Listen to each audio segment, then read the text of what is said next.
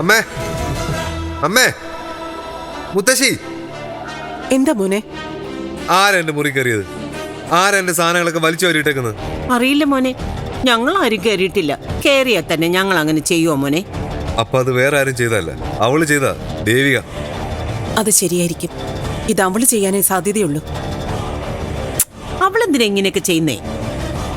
അവളെന്തിനാ ശരത്തുമോന്റെ മുറി കയറി പരിശോധിക്കുന്നേ? അതൊന്ന് ചോദിക്കണമല്ലോ പാർവതി. എനിക്ക് താമസിക്കാൻ വേറെ സ്ഥലമൊന്നും ഇല്ലായിട്ടല്ല. ദുബായിൽ നിന്നും ഷേക്ക് വിളിച്ചോണ്ടിരിക്കുവോ?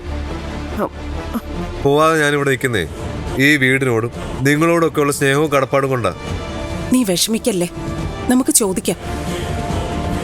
അവളാണ് ചെയ്തതെങ്കിൽ അതിന്റെ ശിക്ഷ അവൾ അനുഭവിക്കും. ദേവികേ, ദേവികേ, ദേവികേ, എടി ദേവികേ. എന്താ അമ്മേ? നീ എന്തിനാ ശരത്തിന്റെ മുറി കയറിയത്? ശരത്തിന്റെ മുറി കയറിയുന്നു? ഞാനോ? അതെ, നീ തന്നെ. നീ അല്ലാതെ പിന്നെ വേറെ ആരും ഇങ്ങനൊന്നും ചെയ്യില്ല. സ്വന്തം വീടാണെന്നുള്ള അഹങ്കാരം അവർക്ക്. അതുകൊണ്ടാ ഇവരിങ്ങനെയൊക്കെ ചെയ്യുന്നത്.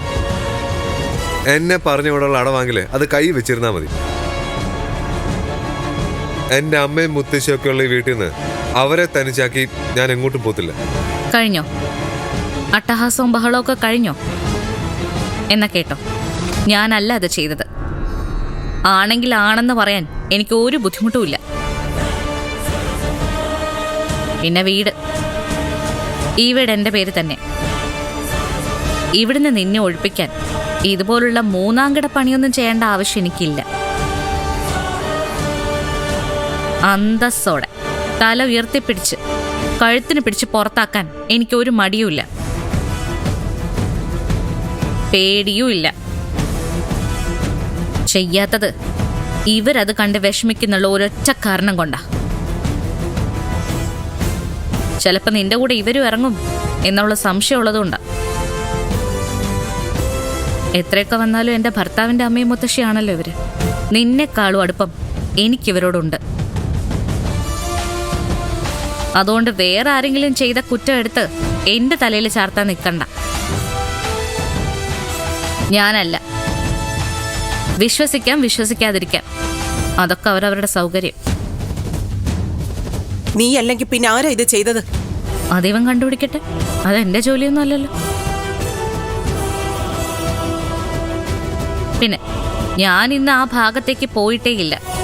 ദേവികെ, സത്യം പറ, നീയാണോ ഇവന്റെ മുറി കയറി സാധനങ്ങൾ വലിച്ചു വരിയിട്ടത്? ഇല്ലാന്ന് പറഞ്ഞില്ല അമ്മേ. അപ്പൊ പിന്നെ ആരാ? എനിക്കെങ്ങനെ അറിയാം?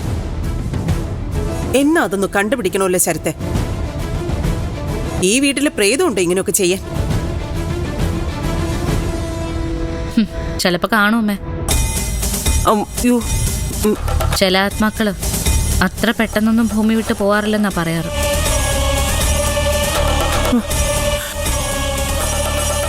നിത്യയുടെ ആത്മാവ് ഇവിടെ തന്നെ ഉണ്ടെങ്കിലോ? ഏയ്, അവളൊരിക്കലും ഇങ്ങനൊന്നും ചെയ്യില്ല.